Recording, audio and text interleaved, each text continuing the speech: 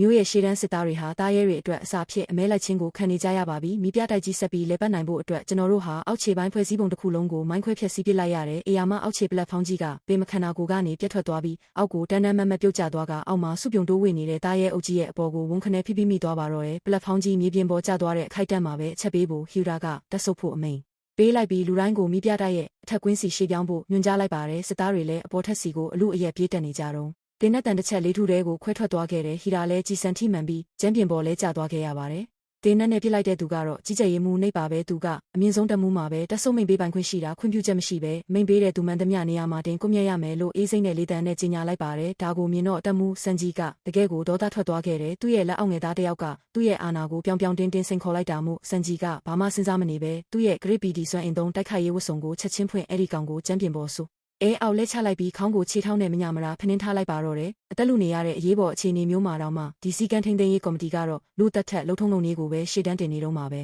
အခုချိန်မှာကျွန်တော်တို့ရဲ့မြို့ပြခန့်စစ်အတွက်ရေးချယ်စရာလမ်းတစ်ခုပဲကြံပါတော့တယ်အဲ့ဒါကတော့မိပြတာရဲ့ထင်းချုံမှုကိုအတမသိမ်းပိုက်ရက်စစ်တမ်းလိုက်အမြောက်ကိုပစ်ပြီးနောက်ထပ်လာမဲ့တိုက်ခိုက်မှုလိုင်းတွေကိုအသက်လူခုခံဖို့ပါပဲတားရဲတွေရဲ့တကယ်ငရဲလို့ကြောက်မက်ဖွယ်ကောင်းမှုကိုကိုရိုင်းမြင်တွေ့ပြီးတဲ့နောက်မှာတော့ကျွန်တော်တို့ချက်ချင်းပဲအင်အားပြန်စုပြီးစီကန်ထိန်သိမ်းရေးကော်မတီရဲ့တပ်ဖွဲ့တွေကိုဝိုင်းပတ်ပိတ်ဆို့လိုက်ကြပါတယ်စစ်သားတယောက်ကအသက်မဲ့သွားပြီဖြစ်တဲ့ဟီရာရဲ့ရုပ်အလောင်းကိုပွေ့ချီထားရင်ပေါ့ကျွန်တော်ကလူတိုင်းကိုကြည့်ပြီးပြောလိုက်တယ်ငါတို့ကိုလာကဲမဲ့သူဘယ်သူမှမရှိဘူးငါတို့အသက်ရှင်ချင်ရင်ငါတို့ကိုယ်တိုင်ပဲအားကိုးရမယ်လို့ပေါ့ကျွန်တော်တို့ရှေ့ကိုတိုးထွက်ပြီးလမ်းမှာရှိတဲ့အတားဆီးမှန်သမျှကိုရှင်းလင်းပစ်လိုက်ပါတယ်စီကန်းတွေအစင်တန်းတွေကိုပဲဖတ်တွယ်ပြီးညကန်းတစေမရဲဖြစ်နေတဲ့စီကန်းထိန်သိမ်းရေးကော်မတီကစစ်သားတွေကိုတော့ကျွန်တော်တို့ဘာညာရာမှုမှမပြခဲ့ပါဘူးကျွန်တော်လက်ထွက်လာခဲ့တဲ့အချိန်မှာတော့ကျွန်တော်ရဲ့နောက်ွယ်ကပလက်ဖောင်းကြီးကတော့မီးတောင်မီးရှန်တွေမီးဝါးတွေနဲ့အတူဝုန်းခနဲပောက်ကွဲပျက်စီးသွားပါတော့တယ်